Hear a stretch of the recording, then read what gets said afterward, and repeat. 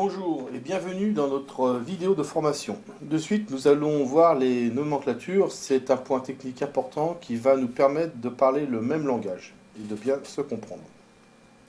Alors pour commencer, une coque de télécommande de voiture se compose de deux parties. La coque supérieure, sur laquelle se trouvent les boutons de la télécommande, et la coque inférieure, qui est en fait le dos de la télécommande.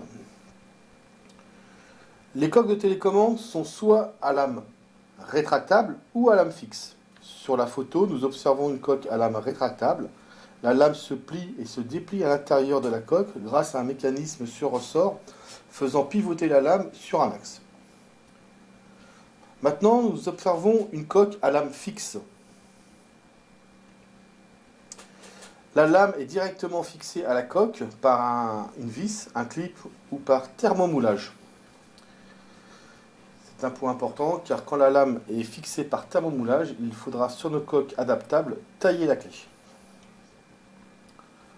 Alors, il existe aussi deux types de lames, des lames dites crantées qui sont taillées en forme de dents comme nous l'observons sur cette photo.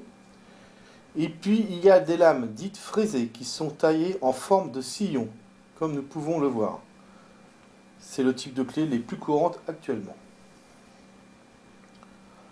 Pour parler de terminologie, nous appelons tête de clé la partie en plastique noir contenant le circuit imprimé, le transpondeur et la pile de la télécommande. Toute la partie mécanique et métallique de la télécommande s'appelle la clé. La clé se compose de deux parties, la canne et le cou.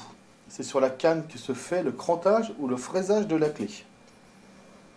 L'insert de clé est une partie clipsable faisant le lien entre la clé et la tête de clé pour certaines télécommandes. Il faut faire très attention car parfois dans cet insert se trouve le transpondeur. Aussi nous avons le schéma technique de la clé représentant l'ensemble de la clé et de son profil. Ce schéma se retrouvera dans le catalogue pour chaque référence. C'est un élément important pour l'identification de la coque de télécommande. Pour finir, avec la terminologie, nous avons ici la représentation d'un pivot. Le pivot est l'axe sur lequel les lames des coques rétractables pivotent pour se déployer. La lame est maintenue sur le pivot par une goupille qu'il suffira de chasser pour pouvoir interchanger les lames. Le circuit imprimé de la télécommande permet de actionner le déverrouillage et le verrouillage de la voiture et aussi parfois l'alarme. Nous allons voir un outil indispensable, le QR code. Vous pouvez retrouver sur notre catalogue en haut de chaque page un QR code. Ce QR code se retrouve aussi sur chacun de nos blisters. Pour utiliser ce QR code, il vous faut l'application Flashcode sur votre smartphone que vous devez donc télécharger. Cette application est entièrement gratuite. Puis flashez notre QR code ou allez sur notre site internet. Alors apparaîtra la liste complète des fiches techniques de toutes nos coques. Sélectionnez la référence de coque que vous souhaitez consulter. Ensuite, la fiche technique s'ouvrira. Vous aurez alors les notices techniques et de montage de la coque que vous avez choisie. Et bien sûr aussi la possibilité de mieux visualiser l'intérieur de la coque.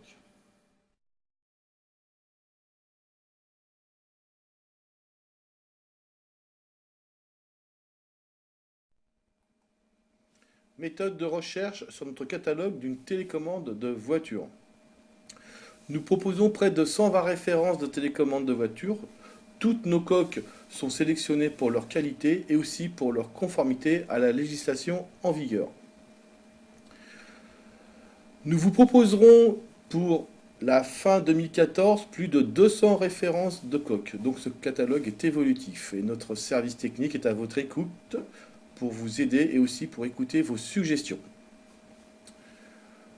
Attention, alors la recherche de coques de voiture se fait visuellement à l'aide du catalogue et en 5 points. 1. Repérer la marque du véhicule. 2. Identifier visuellement la coque. 3. Identifier le nombre de boutons. 4. Vérifier le profil et le type de lame de clé. 5. Identifier visuellement l'intérieur de la coque de votre télécommande. Tous ces points, vous les retrouverez à la page 35 de notre catalogue, dans un tableau dit par élimination, qui vous aidera donc à mémoriser ce type de recherche. Alors, étape 1, repérer la marque du véhicule. C'est un point facile, il suffit d'aller dans la rubrique où se trouve la marque du véhicule et de commencer à chercher votre télécommande.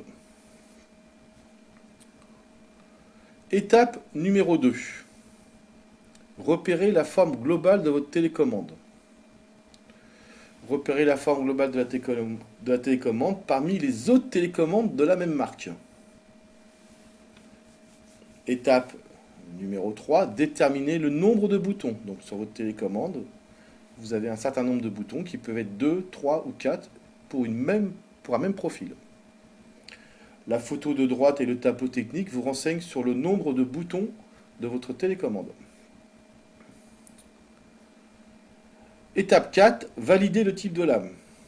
Le type de lame permet aussi de pouvoir différencier une coque à une autre. Toutes ces données sont indiquées sur notre tableau sur le schéma technique de la clé.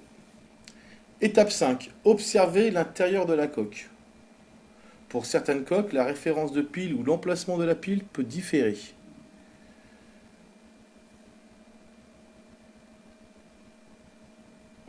Pour une même télécommande, la pile peut être sur le circuit imprimé ou sur la coque de la télécommande. Parfois, c'est la seule chose qui les différencie. Par exemple, prenons l'exemple de la coque de la PSA 307. La PSA 307 est prévue pour recevoir une pile sur coque, alors que la PSA 307 n'a pas d'emplacement pile, car celle-ci est intégrée au circuit. Alors attention, deux télécommandes identiques d'aspect extérieur et ayant le même profil de clé peuvent être totalement différenciées à l'intérieur. C'est l'exemple que nous avons vu ici avec la PSA 307 et la PSA 307C, page 19 du catalogue. Autre chose, pour information, toutes nos références qui se terminent par la lettre C désignent des coques dont la pile est sur circuit et dont il existe une coque équivalente avec une pile sur coque. Dernier point, pour information, la conformité CE indiquée sur les télécommandes Peugeot et uniquement Peugeot à lame rétractable donne une indication sur l'emplacement de la pile à l'intérieur de la coque. Si la conformité est CE 0536, la pile est sur coque. Si la conformité est CE 0523, la pile est sur circuit. Cette petite astuce vous évite d'ouvrir la coque pour savoir si la pile est sur circuit ou sur la coque de la télécommande. Pour illustration, le numéro de conformité CE est indiqué dans la cavité de logement de la lame déployée. Retrouvez le numéro de conformité sur notre catalogue uniquement pour les coques Peugeot. Autre point technique du catalogue. Donc vous avez un tableau complet pour chaque référence de télécommande qui vous donne une multitude de points techniques. Première chose, la référence clé-max de la coque est composée de 3 premières lettres qui sont les 3 premières lettres en fait du fabricant. Ici c'est Alfa Romeo, donc c'est ALF. Et ensuite de 3 chiffres ou de 2 chiffres. Si c'est 3 chiffres, cela signifie que la télécommande est une télécommande à lame rétractable. S'il y a 2 chiffres, cela signifie que c'est une télécommande à lame fixe. Le premier chiffre, ici 303, c'est 3. Cela signifie en fait que votre télécommande a 3 boutons. Ce sont des petits points intéressants qui permettent des fois de bien comprendre un petit peu le langage que nous avons entre nous.